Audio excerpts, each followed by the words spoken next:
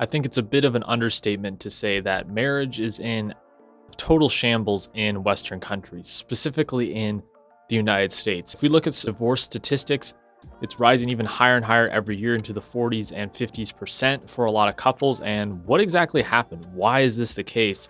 Can it be redeemed and fixed in the future?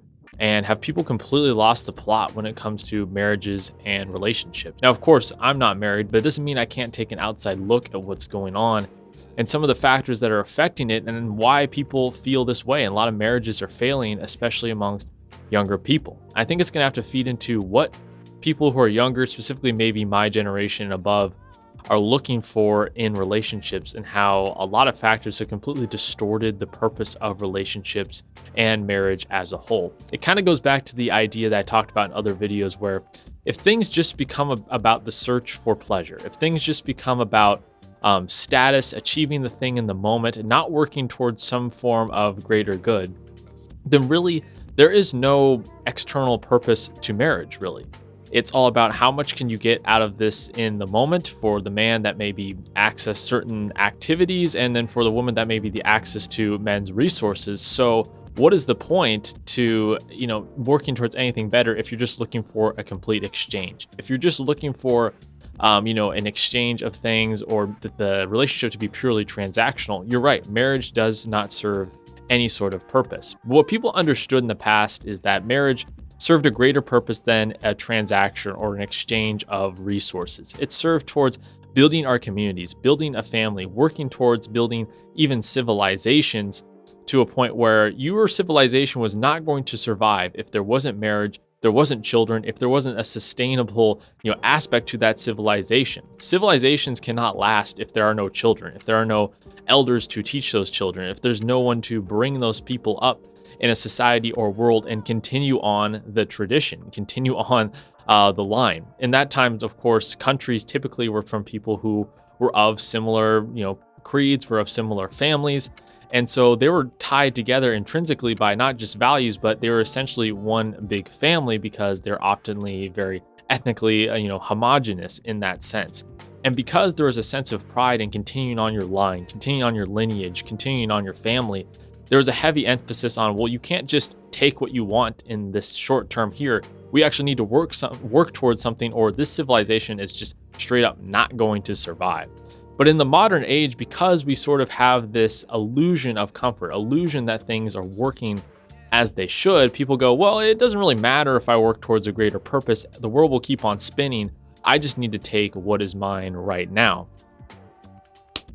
And I understand some aspects of that, especially when I've talked about how advertisers turn people into commodities. They just view them as economic beings. And so why would people not begin to view themselves as just economic beings and view everything as a transaction? If everything is economic and can be valued and have a price tag, why can't relationships also have a price tag?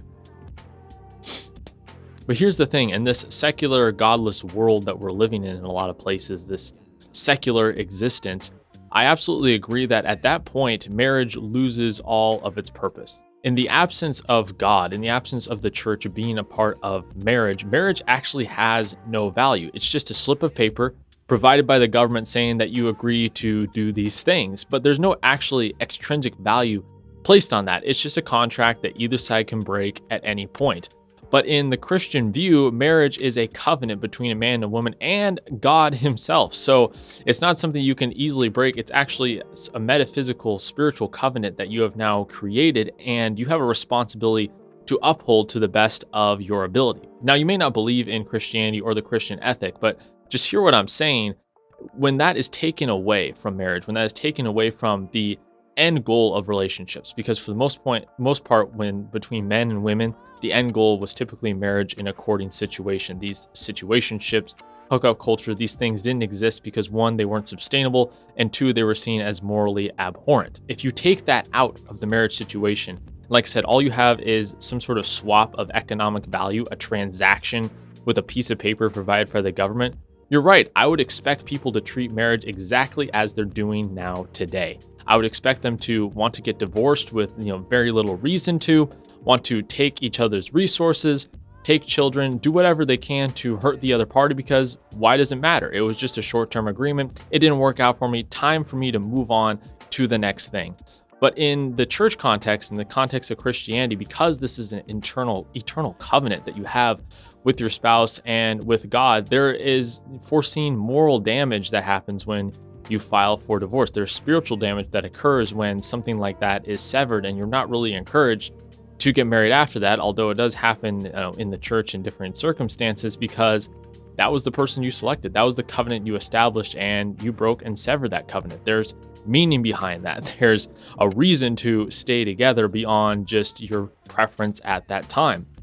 And we can see how this has damaged our youth. So many kids growing up in households that are either separated, have multiple parents, have no father, no mother figure. And obviously this is taking a toll on our current youth. They spend their time distracted on devices, on social media platforms, video games, whatever they can to avoid the realities of the family structure.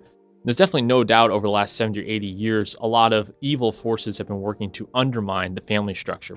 Like I said, you don't have to believe in Christianity or the Christian ethic, but I don't think it really takes a lot of thought to see that when you undermine the nuclear family structure, that it leads to an absolute deterioration of society. Just look at the West over the last 70 to 80 years. The more divorce, the more houses that we have where children don't have a father or are born out of wedlock, we can see the slow social decline and the slow quality of life that is now happening to people. Yes, we have more technology, trinkets, and streaming services, but all that really is a distraction from an actual fulfilling life, which is found in the family, which is really the central model for building any form of civilization. Civilizations that didn't reproduce, civilizations that couldn't, come up with an army of men and children to carry on, the civilization or the government or the army, were taken over and destroyed by another civilization who was better at utilizing those things. Like I said, in this era of peace and modernity where, we have this illusion of progress, we have this illusion of stability, gives us this idea that it's okay to now engage in these things because we're enlightened, we've moved past that. But in reality, with these structures missing, this will lead to a very slow and continual societal collapse in the West, because there will be no people to even replace us over the courses of hundreds of years. And all that it's left is a lot of enslaved zombies who are enslaved to habits and vices and to companies who, don't care about them at all.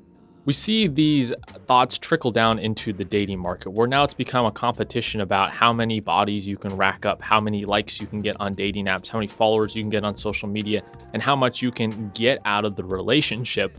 When in reality, a relationship between a man and woman is not about any of those things, but about creating a family, creating something that serves towards a higher purpose, in this case, God, and moving towards that purpose with direction and working with each other, cooperating towards that eventual end goal. But a lot of people have an attitude today, why can't I just take what's mine? Why can't I just do what I want? I don't really have any sort of external moral responsibilities. Really, I'm just an individual. I don't owe anything to society or anyone. And it's just my job to take as much as I can. That's what capitalism teaches me. That's what advertisements teach me. That the way for me to be happy is just to consume as much as possible, take whatever I want, and get away with as much as I can, because then I can rack up as much pleasure points as possible, right? Yet we have a generation that is one of the most depressed and medicated in basically all of history. So is this really working out for people? Is this attitude really making people fulfilled and happy? I strongly disagree with that. That's why there has to be some form of a return to the core values that make up fulfillment. Men being fathers in homes was a big source of being fulfilled, and not all of them did it perfectly. Of course, there are issues throughout all of history with how families have been built and how men have acted, but for the most part, this was a fulfilling way for men to direct themselves to a proper ethos, a proper path, a proper final goal that fulfilled them in a different way than just trying to sustain themselves through their own vices. And I'm not saying the solution is we're all going to be able to return to some sort of idealistic 1950s America. Obviously, things are changed permanently in some ways. You can't return to a past era, but I think yourself as an individual can think about these things, think about how you want to apply these things in your life and what will be fulfilling for you as a person. Will chasing hookup culture, dating apps, Instagram, and just any number of vices, is that going to fulfill you in the long term when you're 55 years old, or if you're on your deathbed, are you going to think, man, I wish I just would have swiped more on a dating app? Or are you thinking about the legacy you left, the things you built, and the higher powers that you served over the course of your entire life? So there's no surprise to me that marriage is in complete shambles, because the building blocks of why people value it are completely gone. People aren't taught these things. People aren't taught what moral responsibility is, social responsibility is. And so it's one big free for all. It's one big free for all, and we try to see who can get the most out of any given situation. So let me know your thoughts down below about this whole dating and relationship and marriage situation. I hope people can be able to find fulfilling value in what marriage was intended for, and not just a simple transaction of, services or whatever. So thank you so much for watching. Anyways, I'll see you guys next time.